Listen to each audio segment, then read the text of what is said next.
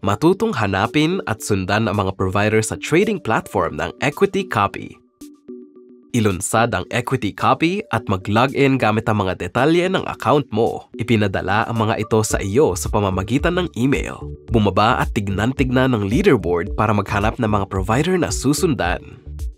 Kung alam mo na ang provider na gusto mong sundan, i-click ang bagong subscription sa home screen. I-click ang profile ng provider para malaman ng higit pa ang kanilang kasaysayan ng pag-trade. Kung may nahanap kang provider na gusto mong sundan, i-click ang mamuhunan para gumawa ng bagong subscription. Maaari mo ring idagdag ang profile sa iyong watchlist o ibahagi ito sa iba. Iset ang iyong mga detalye sa subscription, kabilang ang iyong trading account at uri ng offer. Bumaba para tignan ang mga bayad sa subscription at mga detalye. I-click ang gumawa para gumawa ng subscription.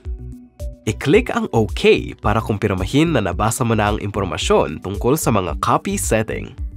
Isaayos ang iyong mga trade setting para tumugma sa iyong risk appetite.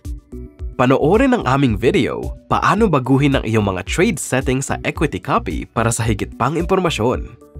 Sunod, kailangan mong i-activate ang subscription.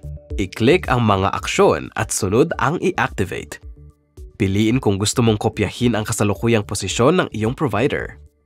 I-click ang i-kopya para kopyahin ang kanilang mga kasalukuyang posisyon. O i-click ang baliwalahin para simulan na lamang ang pagkopya sa mga posisyon sa hinaharap. I-click ang i-activate para kumpirmahin at i-activate ang subscription. Na-update na ang iyong subscription at makokopya sa iyong account ang mga trade ng provider. Subaybayan ang iyong mga subscription at ang aktibidad ng iyong mga provider. Maaari mong sundan ang maraming provider sa hangga't gusto mo sa pamamagitan ng paggawa ng mga bagong subscription. Tandaang mabilis gumalaw ang mga merkado at may dalang peligro ang pagte-trade.